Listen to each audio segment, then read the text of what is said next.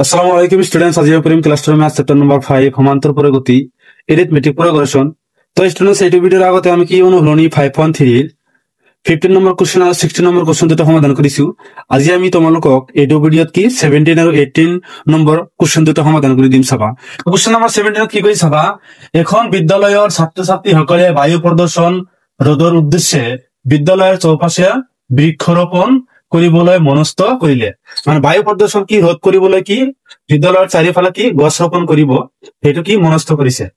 তাৰ ভিতৰত কি কৰি চাবা, এইটো সিদ্ধান্ত লোৱা হল যে প্ৰতিটো শ্ৰেণীৰ প্ৰতিটো শাখাৰ পৰা তেওঁলোকৰ পৰা শ্ৰেণীটোৰ সমসংখ্যক বৃক্ষৰোপণ কৰিব। উদাহৰণস্বৰূপে প্ৰথম শ্ৰেণীৰ এটা শাখাই কি এজোপা, দ্বিতীয় শ্ৰেণীৰ এটা শাখাই দুজোপা ইত্যাদিকৈ গৈ সেইদৰে দ্বাদশ শ্ৰেণীলৈকে মানে 12 শ্ৰেণীলৈকে ক্লাছ কি 12 লৈকে শ্ৰেণীলৈকে বৃক্ষৰোপণ কৰিব। প্ৰতিটো শ্ৰেণীৰে তিনিটাকৈ শাখা আছে, মানে প্ৰতিটো শ্ৰেণীত কি তিনিটাকৈ শাখা আছে। প্ৰথম শ্ৰেণীত তিনিটা আছে, দ্বিতীয় শ্ৰেণীত তিনিটা আছে আৰু 12 শ্ৰেণীত কি তিনিটা আছে। ছাত্ৰ ছাত্ৰীসকলে মুঠতে কিমান জোপা গছ ৰোপণ কৰিব সেইটো আমাক কি ওলাব লাগে। তো চাবাচোন, প্ৰথম শ্ৰেণীৰ কি তিনিটা শাখা আছে, প্ৰতিটো শাখাৰ পৰা এটাকৈ গছ ৰোপণ কৰিব। তেনে প্ৰথম শ্ৰেণীত কিমান হ'ব, তিনিটা হ'ব। তো চাবাচোন আমি কি লিখিম যে প্ৰথম শ্ৰেণী কি হব ইকুয়াল টু এইটো হব কি 3 মানে কি এইটো শাখা ইনটু প্ৰতিটো শ্ৰেণীত কিমানকৈ গছ ৰোপণ কৰিব এটা ইকুয়াল টু কিমান হব 3। এইটো হল শাখাৰ সংখ্যা, এইটো হল কি গছ ৰোপণৰ সংখ্যা। তেনে তিনিটা শাখাত এটাকৈ গছ ৰোপণ কৰিলে কিমান হব তিনিটা। তাৰপিছত কিমান হব দ্বিতীয় শ্ৰেণীত মানে কি দ্বিতীয় শ্ৰেণীত কিমানটা শাখা আছে তিনিটা, প্ৰতিটো শাখাৰ পৰা কিমানটা গছ ৰোপণ কৰিব দুটাকৈ, তেনেহলে কিমানটা হব 6টা। তাৰপিছত কি তৃতীয় শ্ৰেণীত কি হব, এইটো হল কি শাখাৰ সংখ্যা ইনটু তৃতীয় শ্ৰেণীৰ প্ৰতিটো শাখাৰ পৰা কি কৰিব তিনিটাকৈ গছ ৰোপণ কৰিব, তেনেহলে মুঠ কিমানটা হব 9টা। এনেকৈ গৈ থাকিব, লাষ্টৰটো কি হব দ্বাদশ মানে কি 12 শ্ৰেণীলৈকে কিমান হব তিনিটা শাখা আছে, প্ৰতিটো শ্ৰেণীৰ পৰা কিমানটা গছ ৰোপণ কৰিব 12টা। তেনেহলে কি হব 3 12 গুণ 36। 12 শ্ৰেণীৰ পৰা কিমানটা গছ ৰোপণ কৰিব 36টা গছ ৰোপণ কৰিব। এইখিনি তোমালোকে ভালকৈ বুজি লোৱা।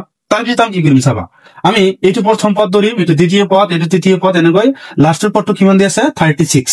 চাবা এইটো কি হব a1 equal to 3, a2 equal to কিমান 6, a3 ইকুয়াল টু কিমান হব 9।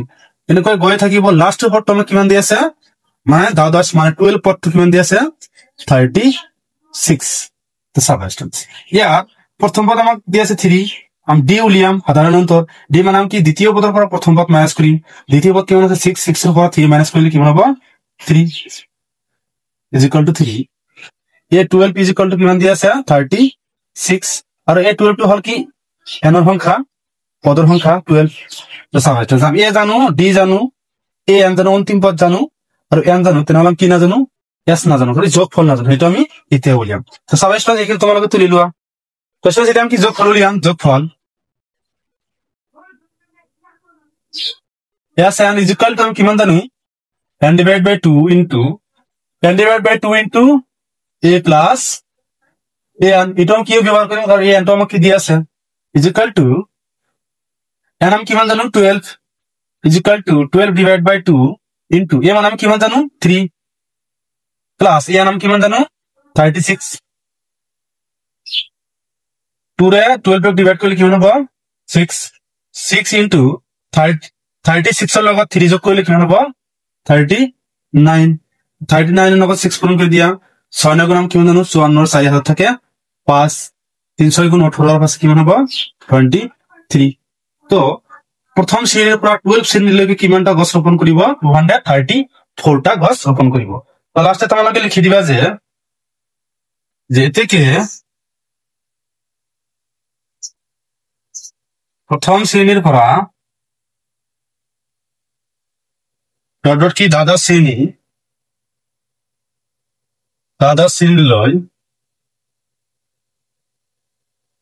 শ্ৰেণীলৈ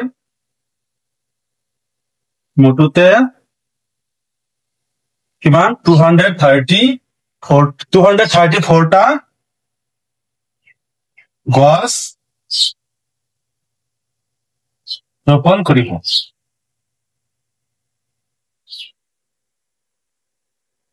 এটা আমাৰ কি আছিল উত্তৰ। এতিয়া আমি তোমালোকক 18 নম্বৰ কোশ্চেনটো কৰি দিম চাবা।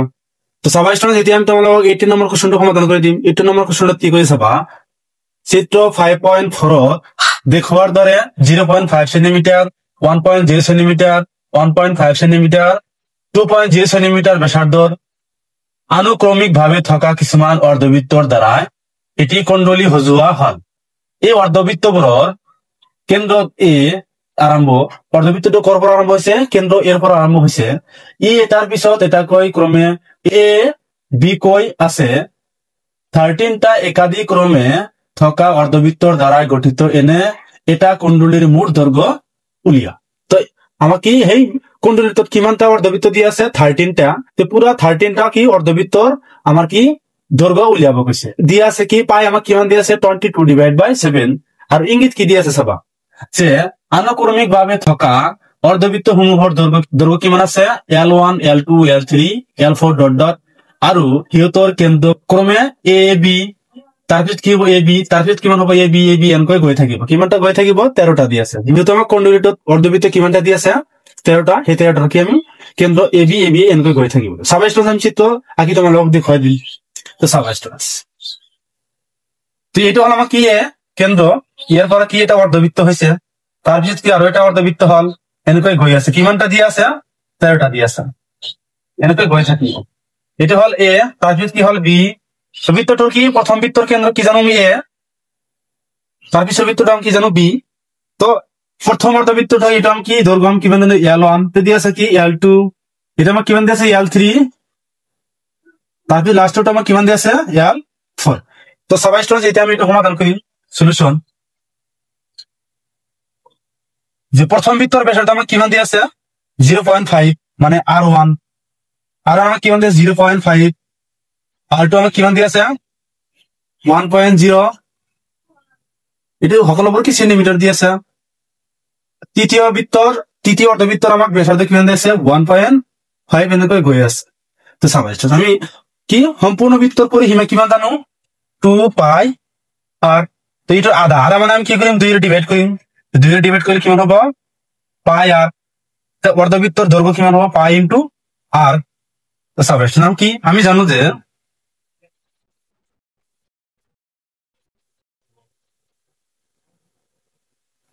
যে অর্ধবৃত্তর দৈর্ঘ্য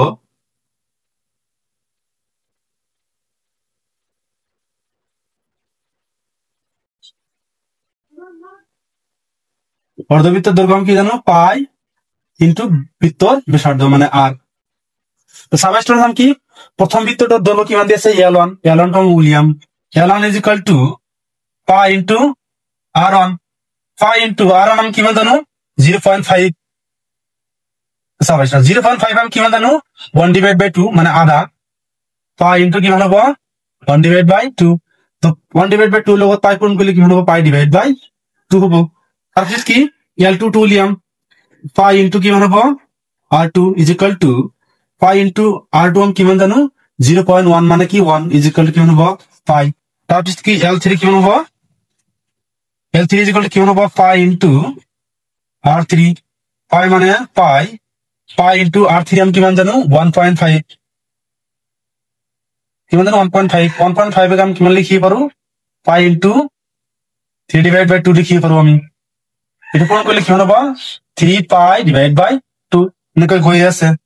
তো তাৰপিছত আমি কি লিখিম চাবা ষ্টুডেন্টস, আমি L1 আমি কিমান পাইছো L1 is equal to pi divide by 2, L2 আমি কিমান পাইছো পাই, আৰু L3 আমি কিমান পাইছো 3 পাই ডিভাইড বাই 2 এনেকৈ গৈ আছে। কিমানটা আছে 13টা। তেনেহলে প্ৰথম পদ আমি কিমান জানো পাই ডিভাইড বাই 2, দ্বিতীয় পদ আমি কিমান জানো পাই, তৃতীয় পদ আমি কিমান জানো 3 পাই ডিভাইড বাই 2 এনেকৈ গৈ আছে। চাবে ইয়াৰ পৰা আমি কি এ উলিয়াম, বি উলিয়াম, এন উলিয়াম আৰু যোগফলটো উলিয়াম। চাবা আমি প্ৰথম পদ আমি কিমান জানো পাই ডিভাইড বাই 2, ডি উলিয়াম মানে দ্বিতীয় পদৰ পৰা প্ৰথম পদ মাইনাস, পাইৰ পৰা পাই ডিভাইড বাই 2 মাইনাস কৰি দিয়া পাই ডিভাইড বাই পাই মাইনাস পাই ডিভাইড বাই কিমান হ'ব 2 চাবা এটো ইয়াৰ লগত পূৰণ কৰি ইয়াৰ পৰা মাইনাস কৰিম 2 আৰু পাই পূৰণ কৰিলে কিমান হ'ব 2 পাই মাইনাস পাই ডিভাইড বাই কি তলত কিমান আছে 2 দুটা পাইৰ পৰা এটা পাই মাইনাস কৰিলে কিমান হ'ব এটা পাই ডিভাইড বাই 2 দি আমি কিমান পালো পাই ডিভাইড বাই 2 আৰু ইয়া এই কোণডলীটোত কিমানটা অৰ্ধবৃত্ত দিয়া আছে 13 টা তেনে এই 13 টো আমি কি ধৰিম দেন 13 টো আমি কি ধৰিম দেন তো ইয়াৰ পৰা আমি কি না জানো এসাইনটো আমি না জানো মানে যোগফলটো আমি না জানো চাবা আমি যোগফলটো উলিয়াম যে আমি জানো যে we know that E sin is equal to n divided by 2 into 2a plus n minus 1 into d মান করব হয় দিয়া yes n মান কিমান জানো 13 n মান কিমান জানো 13 divided by 2 into a মান কিমান জানো pi divided by 2 plus n কিমান জানো 13 মূল কোণডলীৰ ভিতৰত অৰ্ধবৃত্ত কিমান দিয়া আছে 13 টা 13 ৰ পৰা 1 মাইনাস কৰিলে কিমান হ'ব 12 into d কিমান জানো pi divided by 2 সাবরাইজ করছ 2 আমি 2 ক্যান্সেল করিয়ে পারু 2 রে 12 কে ডিভাইড করলে কিমান হবে 6 তাহলে কিমান থাকে 13 divided by 2 into pi plus কিমান হবে 6 pi হলো না হয় কিমান হবে 6 pi সাবরাইজ করছ আমি 13 divided by 2 কিমানটা হবে 7 pi কিমান হবে 7 pi সাবরাইজ করছ এর বিয়ে আমি কি এখানে মুছে দিম সাবরাইজ করছ কিমান জানো আমি as 13 is equal to 13 divided by 2 into 7 pi আমি কিমান জানো আমাক দিয়া আছে কি given that pi আমাক কিমান দিয়া আছে 22 divided by 7 আমাক দিয়া আছে এইটো এর বহাই দিয়া pi মানে আমি কিমান জানো 22 divided by 7 7 into 22 divided by 7 7 আৰু 7 আমি ক্যান্সেল কৰিব পাৰো তাৰ পিছত আমি কি কৰিম 2 ৰে 22 কাম ডিভাইড কৰিম কিমান হ'ব 11 তো 11 এৰ লগত আমি কি 13 টো পূৰণ কৰি দিম চাবা তো 11 এৰ লগত যিকোনো সংখ্যা পূৰণ কৰিবলৈ হলে এটা শৰ্ট ট্ৰিক আছে এইখিনি তোমালোকে ভালকৈ বুজি লোৱা তুমি কি এককৰ ঘৰৰ সংখ্যাটো বহাই দিয়া 3 আৰু লাষ্টৰ সংখ্যাটো বহাই দিয়া কিমান আছে 1 এই সংখ্যাটো এতে যোগ কৰি দিয়া 1 আৰু 3 যোগ কৰিলে কিমান হ'ব 4 তাৰ মানে 13 এৰ লগত 11 পূৰণ কৰিলে কিমান হ'ব 143 মানে কোণডলীটোত কিমানটা মোট কোণডলীটোত কিমান দৈৰ্ঘ্য আছে 143 তো তোমালোকে লাষ্টত লিখি দিব পাৰা যে এতে কি